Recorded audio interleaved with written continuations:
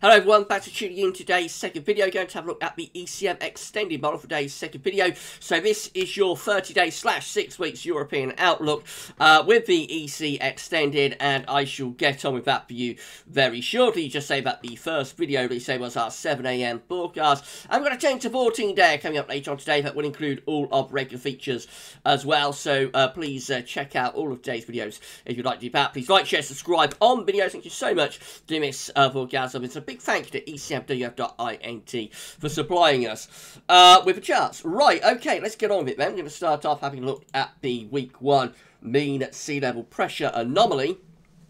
This takes us through the week that we're currently in, the 9th through to the 16th of August. So we've got low pressure up towards Scandinavia and back out into the Atlantic, in towards the UK and Ireland. Then we've got a big ridge of high pressure dominating across many central parts of Europe and over into Eastern Europe as well. There's some low pressure up here in the southwest of Russia, but generally most parts of Europe are actually dominated by quite a bit of high pressure.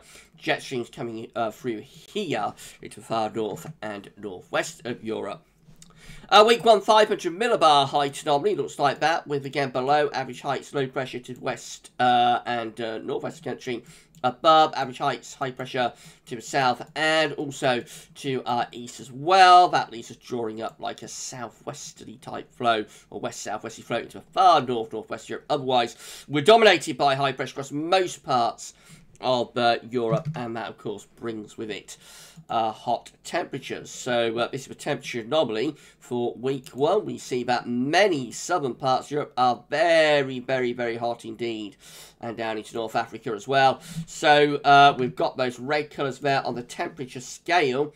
That in some places is taking temperature to between 6 and 10 degrees above average. Really hot across many southern parts of Europe. Bear in mind, it's hot time of year anyway, so if you like 6 to 10 degrees above average in North Africa and southern Europe at the time of year, then it is going to be exceptionally hot.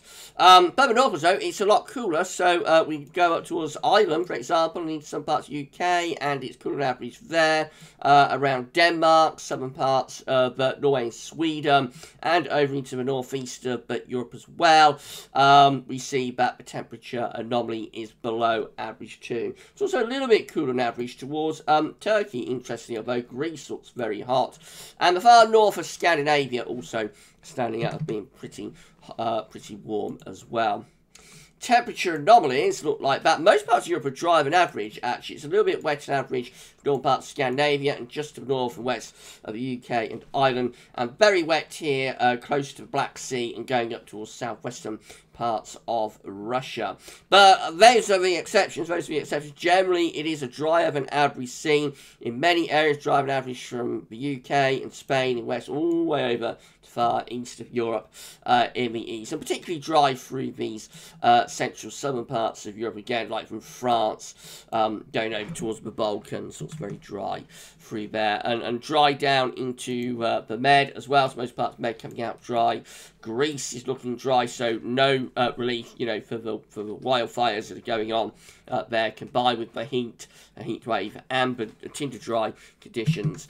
Doesn't look like there's going to be much relief there in the coming week. Right, go through to week 2. It's going to be the 16th through to 23rd of August. We look like that. So we've got a high pressure ridging into the western part of Europe. We've got low pressure up towards northern Scandinavia. Also some low pressure here through a central part of the Med and into the eastern part of the Med. Interesting. That might be enough to start sparking off a few heavy showers and thunderstorms. We'll have a look at the precipitation anomaly at the moment. Sometimes you can get low pressure at this time of year, though, but without any sort of moisture to generate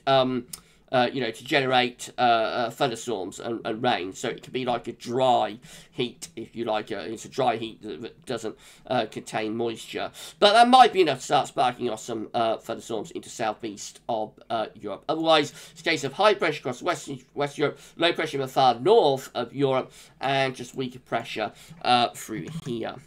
Let's have a look at the 500 millibar height anomaly for week 2. It looks like that. So above average heights again extending into west of Europe from the Atlantic. Trough low pressure digging in towards Scandinavia. Northwest southeast alignment to jet stream doing something a little bit like that. Let's have a look at the week 2 temperature anomaly. So still warmer than average across many parts of Mediterranean. Portugal's a little bit cooler, but from Spain all the way over to Greece, it's looking pretty hot, really. Still, you know, very significantly above average. Scandinavia is going below average. Ireland and the UK are a little bit warmer than average, and in between from like France going over towards Ukraine, near normal temperature anomalies through there, and the precipitation anomaly. So still not much sign of rain down in that southeastern corner, so it's still largely dry on average through here. Most parts of the Med are dry on average, especially Western Europe dry on average as well. We have got northern, far northern and northeastern parts of Europe looking a little bit wetter, otherwise seems to be quite a dry scene across most parts of Europe in the second week. Week 3 will be the 23rd to the 30th of August, with signs of high pressure centering over the UK and going up to Scandinavia as well. We've got some weaker pressure towards Spain. Again, that's probably just a heat low, not triggering all that much in the way of precipitation. And then very weak sort of pressure anomalies, not much of a scene really for southern and eastern parts of Europe. Week 3 precipitation anomaly shows this large ridge of above average heights across western and northern and northwest parts of Europe. A bit of low pressure below average heights in the far east of Europe, otherwise quite weak signals. Week 3 temperature anomaly is warmer than average for the UK, for Ireland and for much of southern Scandinavia anyway. A bit cooler than average over on the eastern side of Europe, and most parts of southern Europe are still looking significantly warmer or hotter than average. The week 3 precipitation anomaly looks like that. So again, it is mostly dry than average in west of Europe, France, Ireland, UK, up to Denmark, to southern parts of Sweden and Norway, a little bit dry on average through there, dry on average through the central part of the Med. Maybe into going a little bit more unsettled here in this southeastern corner from the Black Sea down towards Greece, perhaps, although Greece itself still looks a little bit drier than normal, really. But it might be starting to get a little bit more unsettled over on the east side of Europe. And again, no particular signal for these northern, northeastern and eastern regions. Right, week 4 will be the 30th of August to the 6th of September. High pressure looks like it's beginning to pull out to our west and northwest of Europe, so it's beginning to move away, you know, from Scandinavia, the UK and Ireland in towards the North Atlantic. That's a little bit of retrogression.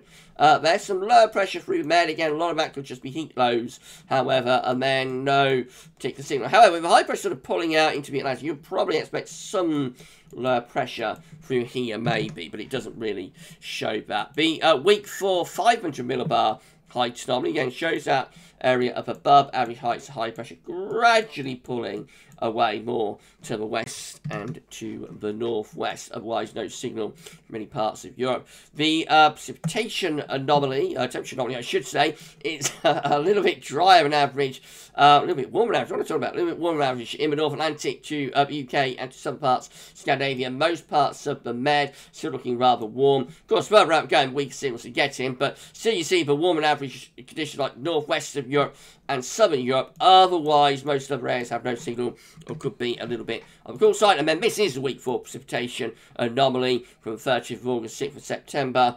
And looks like that. So still a little bit dry on average in the extreme west and northwest Europe. It's a bit wetter than average across eastern parts of Europe, maybe including Greece as well.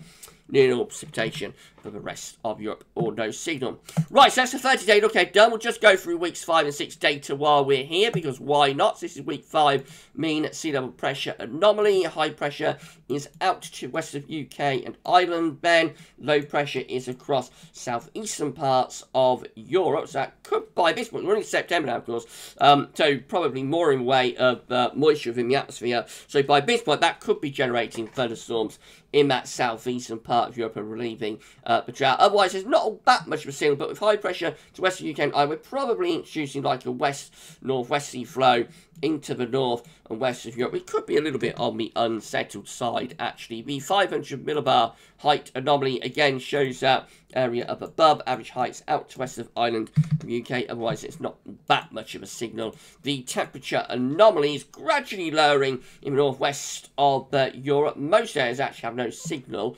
by this point because we're a long way out. And week 5 precipitation anomaly still looking rather dry actually in the far west, northwest of Europe. But notice this southeastern corner is looking significantly wetter, particularly around the Balkans, around the Adriatic, around Italy, and down to Greece. So definite relief there when we get into September.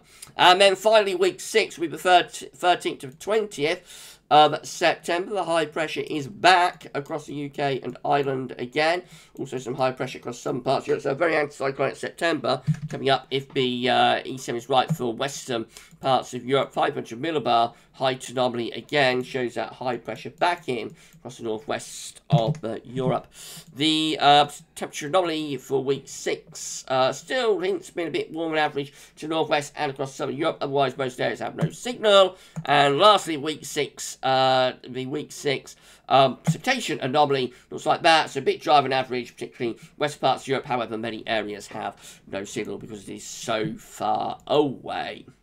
Right, so that's it for your 30 days / 6 weeks look for the UK and for the rest of Europe as well. We're going to do it all over again on Tuesday next week, of course. It's just a snapshot of what the model is showing, so it could look very different when we look at it again.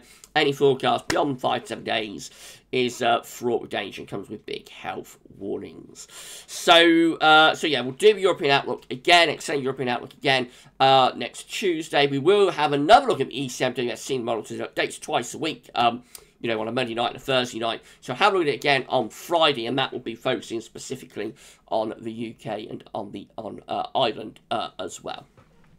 Right, we're back later on with 10 to 14 day. That's going to include all red features. Come back to that then for the extended European outlook with the EC extended model. That's all for now, and thanks for watching.